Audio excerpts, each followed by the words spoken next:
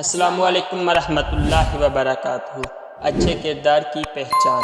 ایک دفعہ ایک کلاس میں ایک استاد لیکچر دے رہا تھا تو ایک بچے نے سوال پوچھا کہ استاد ہم کس طرح پہچان سکتے ہیں کس کا کردار اچھا ہے یا برا ہے، اور ہم کس طرح اپنے کردار کو اچھا بنا سکتے ہیں اور برا بنا سکتے ہیں۔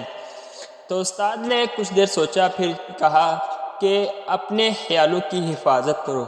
تو اپنے خیالوں کی صرف حفاظت کرو گے تو تم ایک اچھے کردار کے مالک بنو گے۔ اس بچے نے پوچھا کس طرح؟ تو استاد نے کہا اپنے خیالوں کی حفاظت کرو کیونکہ وہ تمہارے الفاظ بن جاتے ہیں، اور اپنے الفاظ کی حفاظت کرو کیونکہ وہ تمہارے اعمال بن جاتے ہیں، اور اپنے اعمال کی حفاظت کرو کیونکہ وہ تمہارا کردار بن جاتا ہے، اور اپنے کردار کی پہچان کی حفاظت کرو کیونکہ وہ تمہاری پہچان بن جاتی ہے۔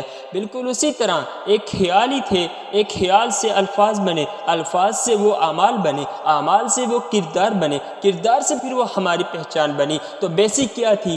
بیسک ہمارے خیال ہی تھے، وہ خیال ہی تھے جو ہماری پہچان بنی۔ وہ خیال ہی بتائیے جو ہم نے کردار کیا، جو کام کیا، جو اعمال کیا ہے، یہ بتا رہے ہیں کہ وہ کس طرح کا سوچتا ہے، اس کا پوائنٹ آف ویو کیا ہے، اور وہی تو بیسک ہماری پہچان ہے۔ تو اسی لیے ہم اگر اپنے خیالوں کی حفاظت کریں گے تو ہمارا کردار جو ہے وہ آٹومیٹیکلی نکھر آئے گا۔ اگر ہم اپنے خیالوں کی حفاظت کریں گے، برے خیالوں سے بچیں گے، تو ہمارا جو کردار ہے، ہماری جو پہچان ہے، وہ ایک مہذب شہری کے طور پہ جانی جائے گی۔